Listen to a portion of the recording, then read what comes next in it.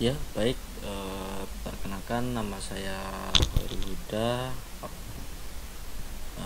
Nomor induk mahasiswa 218011102009.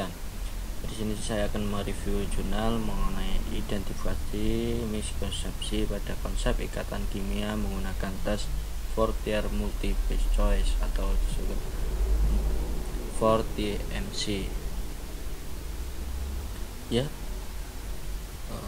miskonsepsi itu sendiri adalah diartikan sebagai pemahaman terhadap konsep secara ilmiah dalam bidang kimia, yang dimana pada miskonsepsi dipelajari untuk mengidentifikasi besar konsep dalam suatu pembelajaran kimia, terutama dari tingkat atom dan molekul yang memang bersifat abstrak. Seperti salah satu konsep yang menimbulkan miskonsepsi pada mahasiswa, yaitu adalah ikatan kimia, mendasari tentang berapa besar konsep pada ilmu lanjutan dalam kimia seperti kimia organik, kimia anorganik, atau kimia fisika.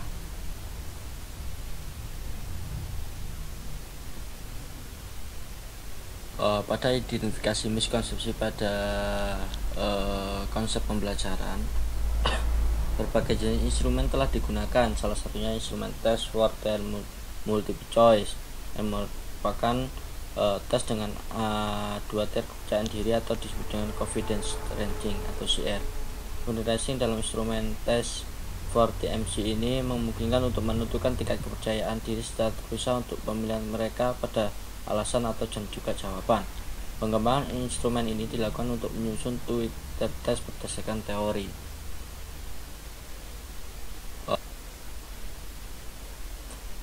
Confidence rating yang mengacu pada Cleon dan Subramanian, instrumen 4TMC ini dinilai instrumen yang paling efektif untuk mengidentifikasi miskonsepsi karena mencakup semua kelebihan dari instrumen-instrumen yang lain.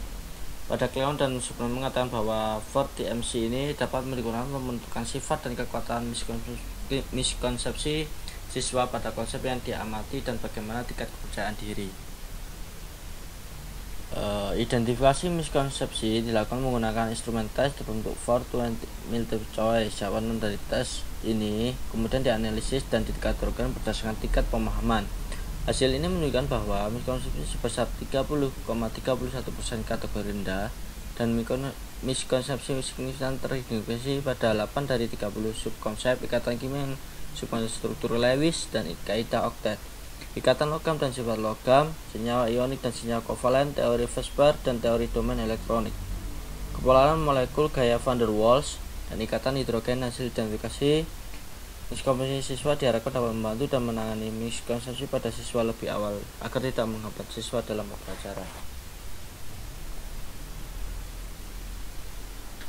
Pada subkonsep gaya van der Waals diidentifikasi dua miskonsepsi, yaitu pada soal nomor 15 dan masing-masing sebesar 14,58%.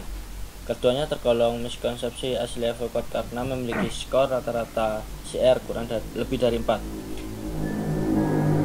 Pada miskonsepsi yang teridentifikasi yaitu gaya ion dipol termasuk ke dalam gaya van der Waals, sementara itu gaya ion dipol tidak termasuk gaya dalam van der Waals. Selanjutnya pada nomor 16 teridentifikasi miskonsepsi yaitu menunjukkan bahwa sistem memiliki 12 merupakan kovalen monopolar, akan tetapi jika menyatakan gaya van der Waals yang terjadi pada senyawa kovalen monopolar bukan gaya dispersi.